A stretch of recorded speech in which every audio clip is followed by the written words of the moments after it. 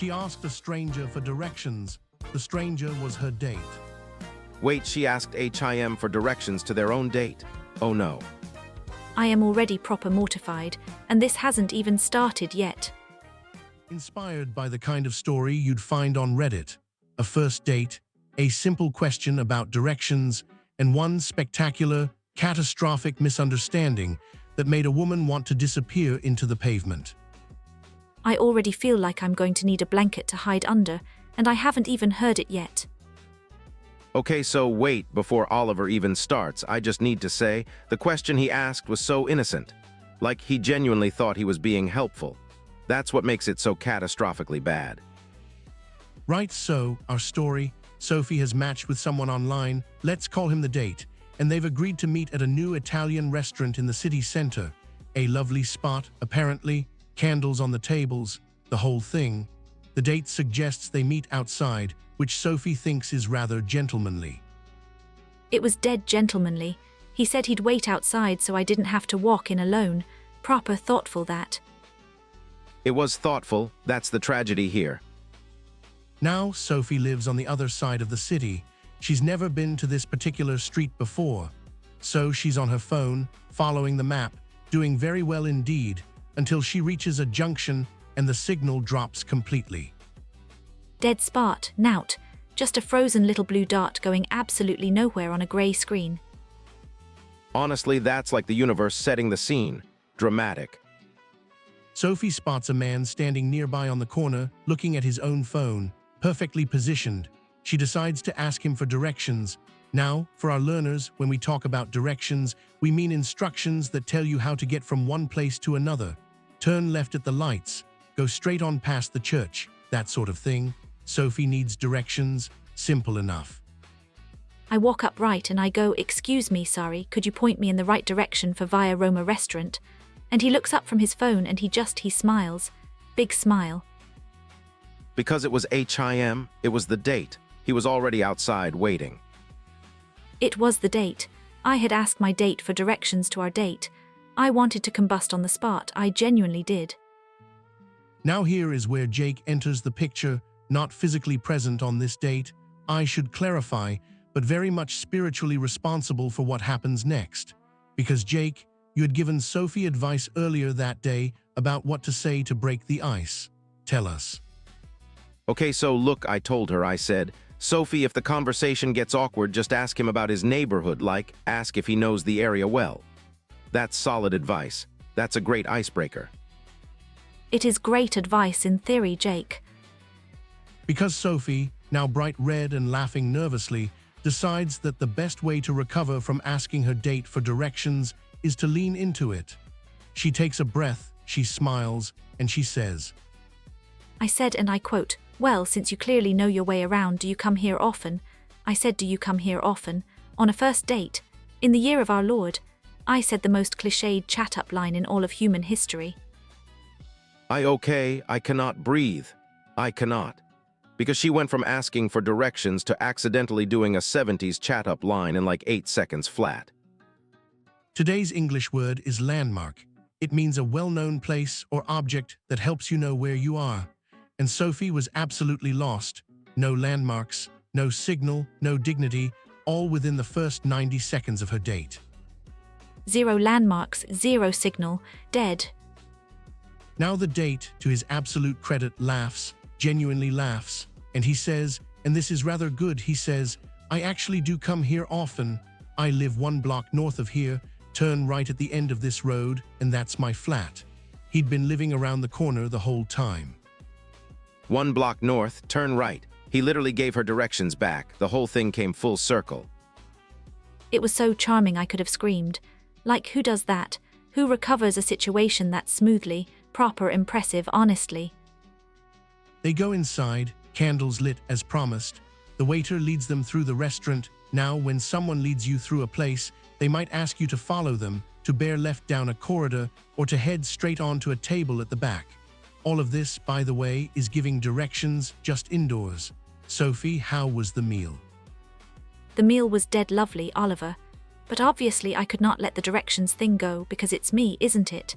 So when we sat down I said, Right, just to be clear, if I need to find the loo later, I will be using the map on my phone and not asking you. And he loved that. That is such a good save, Sophie. Honestly, that's so funny. He did laugh, yes. He said it was the best opening 5 minutes of any date he'd ever been on.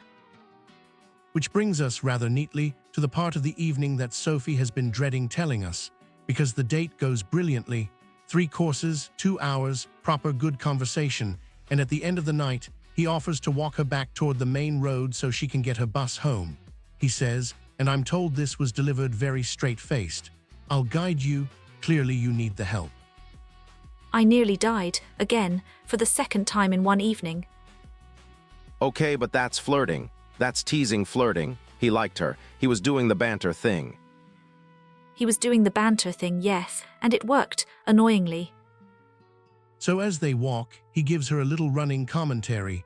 "We're going to head straight on past the fountain, bear left at the crossroads, go past the landmark, that big bronze statue of the horse, and then you'll see the bus stop on your right." A complete set of directions, narrated like a human GPS. A human GPS? That's amazing. Honestly, that's either the sweetest thing or the most extra thing I've ever heard, and I genuinely cannot decide which. It was both, Jake. It was absolutely both. Bear left at the crossroads, he said. In a romantic voice. I don't know how to explain it, but it worked. Now for our learners, let's just quickly note the language there, because it's genuinely useful. When someone says bear left or bear right, they don't mean a bear, the animal. Bear here means to move gradually in that direction. It's softer than turn, more like a gentle curve. Bear left, bear right. He bore left into Sophie's heart, one might say. Oh, Oliver, oh no, you did not just say that. I'm going to pretend I didn't hear that and carry on. They reach the bus stop. He points it out, and when we say point out, we mean to draw someone's attention to something, to indicate where it is. He points out the bus stop, which is right there on the corner, clearly visible with a large illuminated sign. And Sophie. I walked straight past it, my bus stop, that I have used 40 times. I was so busy listening to him narrate the directions that I walked right past the actual stop. No, Snow, you are kidding me. He had to call after me. He went, "Sophie, the stop's behind you. Behind me, Jake, behind me." And that right there is the full loop. She asked him for directions at the start. He guided her through the whole evening, narrating every turn. And at the very end, she still managed to miss the destination. That is poetic. That is genuinely poetic. Like a story writer couldn't have planned that better. It's naught to be proud of, but yes, there is a certain horrible poetry to it. The good news, and there is good news, is that he texted her that same night. His message read, and I'm told this is verbatim, "Made it home, turned right at the landmark, went straight on, no wrong turns. Hope you found your way too." She replied with a single thumbs up emoji and then, apparently, screamed into a pillow for 3 minutes. 4 minutes, but who's counting? Did you go on a second date? Sophie, tell me you went on a second date. He picked me up from my flat for the second one, drove, said it was safer for everyone involved. Incredible. That man is a hero, an absolute hero. So a quick recap of our direction vocabulary from today's story. We had directions, instructions for getting from A to B.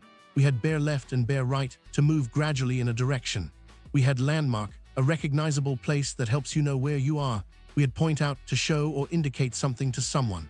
We had go straight on to continue forward without turning. We had turn right and turn left to change direction at a junction. We had head toward to move in the general direction of something, and we had the destination, the place you are trying to reach. Sophie reached hers eventually. 4 minutes late, but I got there. Honestly, the fact that it worked out is that's the best part. She asked him for directions. He gave her directions all night. She missed the stop, and he still liked her. That's adorable. It is quite adorable, yes. Still mortifying, mind, proper mortifying, but adorable.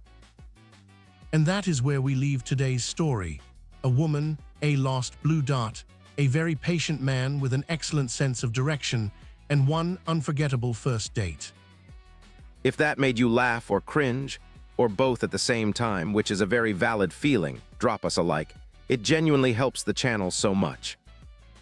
And follow us so you never miss another story like this one. New ones coming all the time, and they only get more chaotic. I promise you that. Subscribe to English Through Stories, new episodes every day, and every one of them will teach you something useful, even if the characters in them are thoroughly lost. See you on the next one.